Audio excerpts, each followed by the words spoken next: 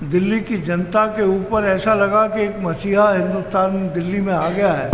अगर आपका 5 किलोवाट का कनेक्शन है तो आपको 550 650 रुपये फिक्स चार्जेस के नाम पे आप दे रहे हैं, जो मैं समझता हूँ बिल्कुल नाजायज़ है। जन्नत की पुकार में आपका स्वागत है।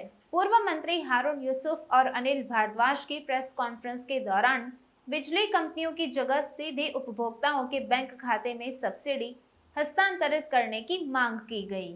दिल्ली में बिजली बिलों पर सरचार्ज में वृद्धि को लेकर कांग्रेस पार्टी गुस्से में है।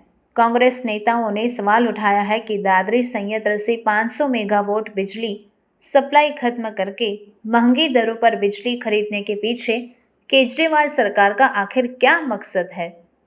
इसके साथ ही पार्टी ने कहा है कि बिजली बिलों पर सरचार्ज में वृद्धि को वापस लेने की मांग को लेकर दिल्ली कांग्रेस के कार्यकर्ता मुख्यमंत्री आवास का घेराव करेंगे।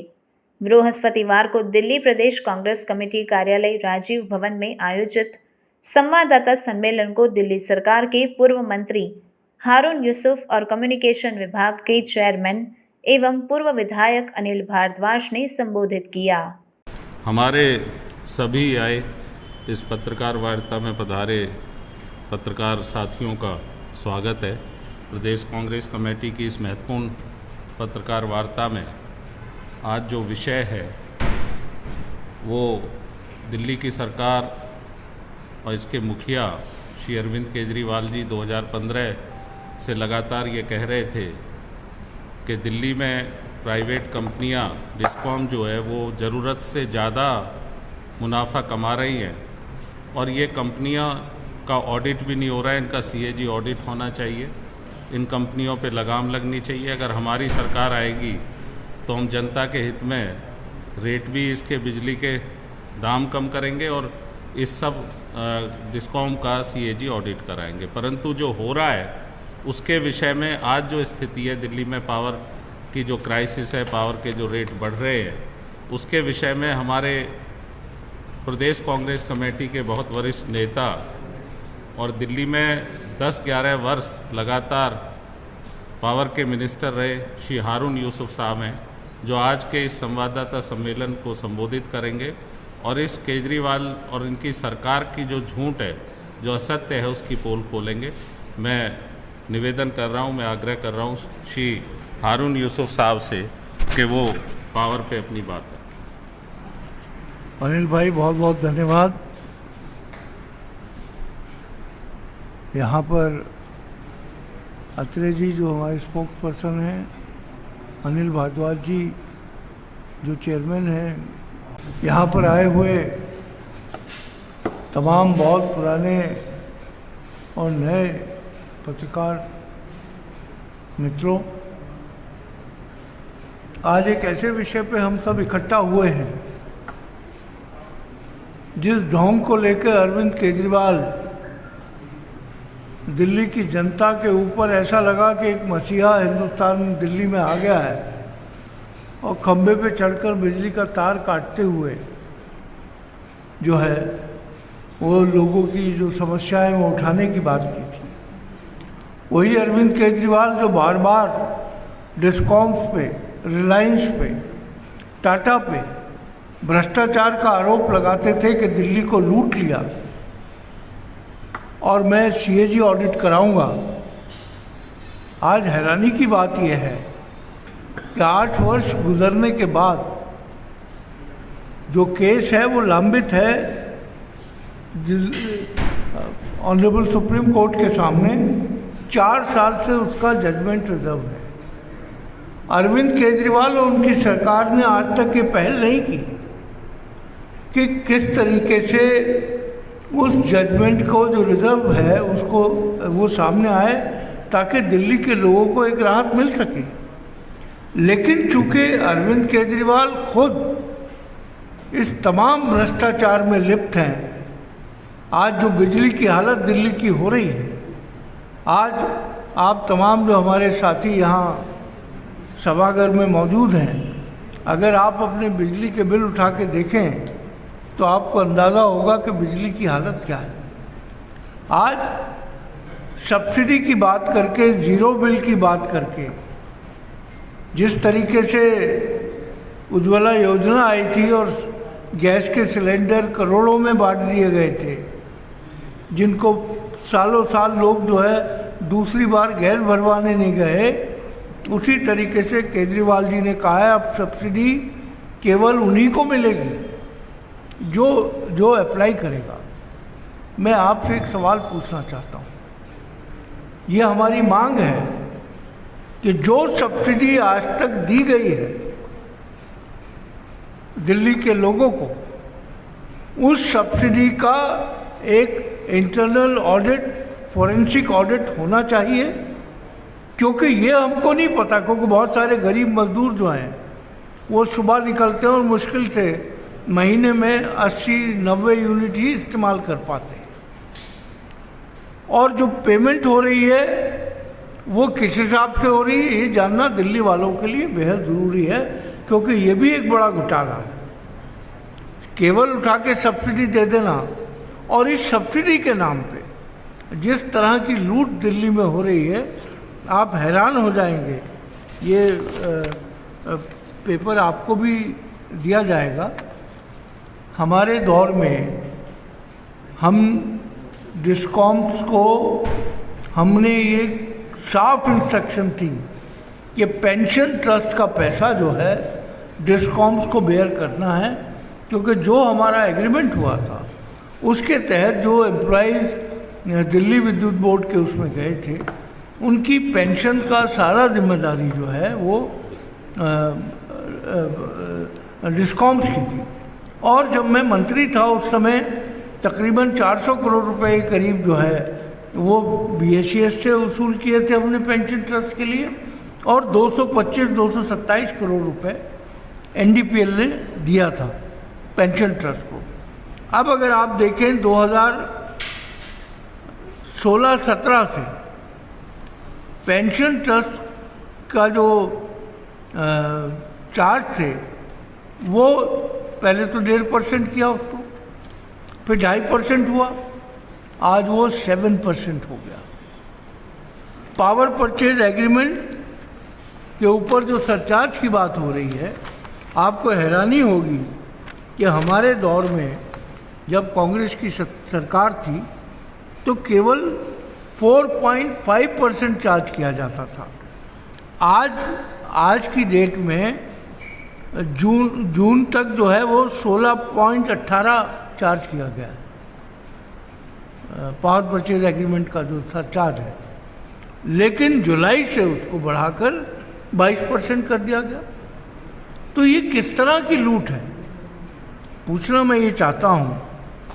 अभी कुछ और जो अहम पहलू हैं उसके बिजली से संबंधित, उनकी तो बात करूँगा ही।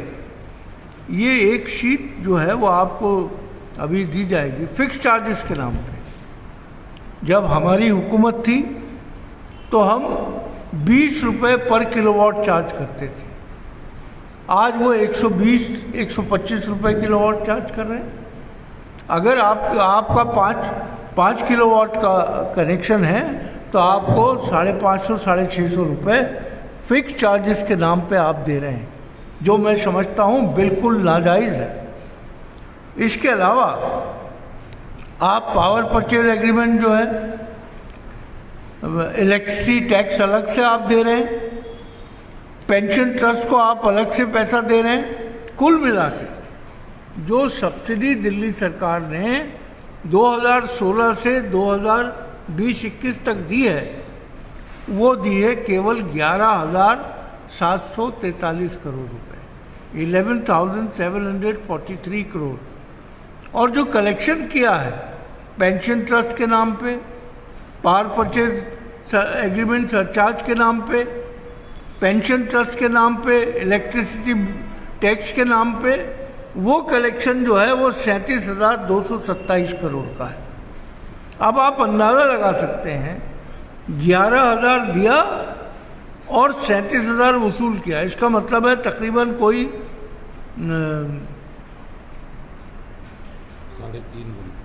23,500 करोड़ से ज़्यादा की कमाई डिस्कॉम्स को अरविंद केजरीवाल, जो दिल्ली के लोगों को राहत देने की बात करते थे, उन्होंने ये सारी चीज़ जो है बिजली कंपनियों को दी है। इसके अलावा एक और हैरत अंगेज बात यह है, ये इतना बड़ा घोटाला है कि दिल्ली ने 2015-16 से केंद्र सरकार को ये लिखना शुरू किया कि दादरी 2 का जो 500 मेगावाट आप हमें देते हैं, हमें इसकी रिक्वायरमेंट नहीं, और वो जाके बाद में सरेंडर कर दिया गया 500 मेगावाट जो हरियाणा को मिला। और 500 मेगावाट जो है जब ये सरेंडर कर दिया तो शॉर्ट टर्म टेंडर करते हैं पावर परचेज के, और वो 12 रुपये से लेके 18 रुपये पर यूनिट उसका चार्ज कर जो टेंडर अमाउंट होता है, वो पैसा जो है वो किसकी जेब में जा रहा है, हम आज अरविंद केजरीवाल से पूछना चाहते हैं। किस तरीके का एक निज़ाम तैयार किया है भ्रष्टाचार का, जो लोग कहते हैं ना कि नज़र ही नहीं आ रहा है, ऐसा लग रहा है सब हरा हरा है, लेकिन उस हरे रंग के पीछे कितने काले रंग छुपे हैं, मैं समझता हूँ ये सब जानने की आवश्यकता है। आज आप तमाम कुछ हमारे पुराने साथी हैं वो जानते हैं कि कांग्रेस के टाइम में बवाना में हमने 1371 मेगावाट का एक प्लांट लगाया था, और वो प्लांट इसलिए लगाया था कि दिल्ली के अंदर हमारी जो डिपेंडेंस है वो बाहर के राज्यों पे ना होके हम खुद बनाएं। बेहतरीन आधुनिक बवाना पावर प्लांट तैयार किया गया, उसका जो एवरेज कॉस्ट था वो 2 रुपये 53 2 रुपये 80 पैसे के हिसाब से आ रहा था। आज तक अरविंद केजरीवाल ने इस बारे में एक बात नहीं की कि वहाँ से केवल 1371 के बजाय केवल 217 मेगावाट बिजली पैदा हो रही है, और बाकी जो है वो टेंडर से बिजली खरीदी जा रही है। इसके अलावा प्रगति 1 जो हमारा राजघाट के पास है, उसकी इंस्टॉल्ड कैपेसिटी थी 330 मेगावाट। उस इंस्टॉल कैपेसिटी से आज जनरेशन जो है वो केवल 145 मेगावाट का हो रहा।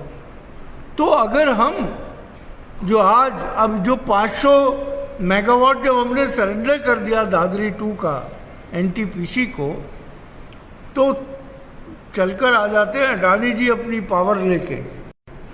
मैं ज़्यादा तफसील में नहीं जाऊंगा, श्रीलंका में भी 500 मेगावाट का ही चक्कर था, और देश के बड़े महान नेताओं ने उसके लिए अप्रोच किया वहाँ पर। वही 500 मेगावाट अरविंद केजरीवाल की सरकार ने वो अडानी जी को दे दिया गया। अडानी जी सप्लाई कर रहे हैं पिछले साल दिसंबर से, जो है अडानी जी की 500 मेगावाट दिल्ली में आ रही है, जबकि हमने long term power purchase agreements इसलिए किए थे, चाहे वो उनचार से हो, चाहे वो वेस्ट बंगाल से हो, चाहे दादरी हो, चाहे दूसरे हो, उसका सिर्फ एक मकसद ये था कि long term power purchase agreement में आपको कम दरों के ऊपर यूनिट उपलब्ध होते हैं, क्योंकि उसके अंदर वो रिस्क भी होता है, कभी कभी पावर का उतना कंजम्पशन नहीं होता है। वो तमाम चीज़ों को कवर करते हुए हमेशा बायलैटरल लॉन्ग टर्म एग्रीमेंट जो हैं उनके अंदर जो है बहुत सस्ते दामों पर बिजली मिल जाती है। यहाँ हरियाणा को सरेंडर कर दी।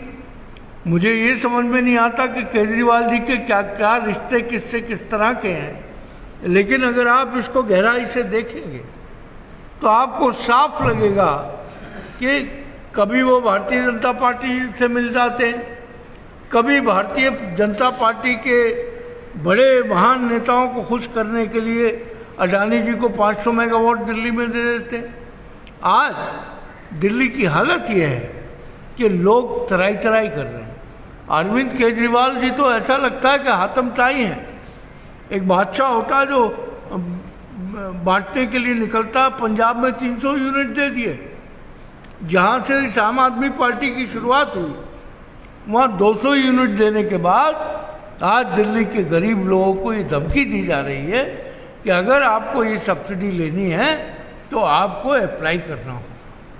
मैं आज आपके माध्यम से ये मांग करती है प्रदेश कांग्रेस कमेटी कि जितना भी सब्सिडी है वो डायरेक्ट ट्रांसफर बेनिफिट के माध्यम से लोगों के खातों में दिया जाए, ताकि जो हेरा फेरी डिस्कॉम्स के साथ मिलके सरकार कर रही है उससे लोगों को राहत मिले। और मेरी मांग ये भी है कि जब अरविंद केजरीवाल जी पंजाब में 300 मेगावाट 300 यूनिट बिजली फ्री दे सकते हैं, तो क्यों दिल्ली के लोगों को, जिन्होंने उन्हें इस काबिल किया कि वो आज बांटते फिर रहे हैं दूसरे राज्यों में सपने और बेचते फिर रहे हैं लोगों को ख्वाब, और लोगों को ये पता चलना चाहिए कि आज दिल्ली की हालत क्या है, जिस दिल्ली ने इनको केजरीवाल बनाया।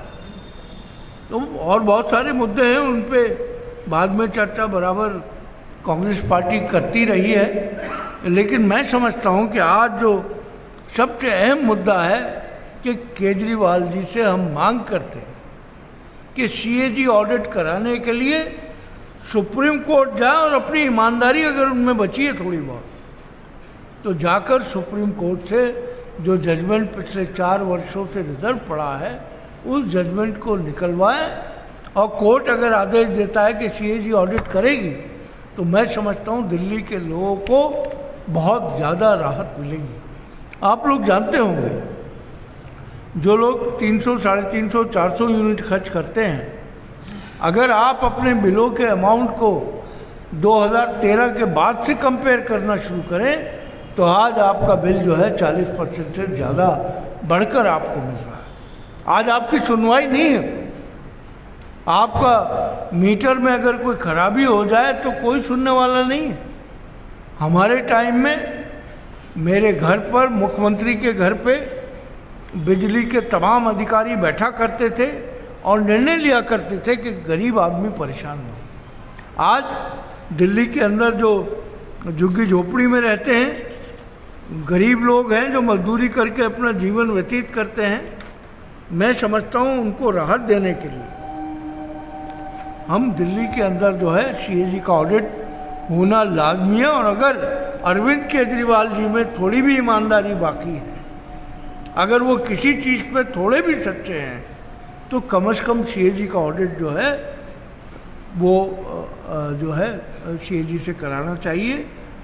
और 6 सालों में जो फिक्स चार्जेस पीपीए जो पावर परचेज एग्रीमेंट्स के नाम पर जो रेट बढ़ाए, फिक्स चार्जेस बढ़ाए, जो जिसमें 23,000 करोड़ रुपए कमाए गए हैं, ये इनको कम करके दिल्ली के लोगों को राहत दी जाए और लोगों की आंखों में धूल ना झोंकते हुए ये जो अब एक नया झुंझुना लाए कि 6% सरचार्ज देना पड़ेगा। मैं समझता हूँ कि दिल्ली के लोगों के ऊपर जो नाइंसाफ़ी हो रही है, जैसे मैंने पेंशन ट्रस्ट का कहा 7% आप दे रहे हैं उसके ऊपर, तो मेरी आप लोगों से ये गुजारिश है कि आप सब लोग जो है इसके अंदर मदद करें, क्योंकि आपके हमारे सबके बहुत रिश्तेदार जो हैं आज बिजली के इस संकट से जूझ रहे हैं। और मैं समझता हूँ कि ये तमाम वो बातें हैं जिनको हम सबको दिल्ली के लोगों के सामने ले जानी चाहिए। आपका कोई भी प्रश्न हो, कोई सवाल हो तो आप पूछ सकते हैं। अगर आपने हमारा अभी तक चैनल सब्सक्राइब नहीं किया है तो कृपया चैनल सब्सक्राइब कर लें, लाइक करें, शेयर करें, कमेंट करें। तो मिलते हैं फिर किसी और खबरों के साथ। नमस्कार।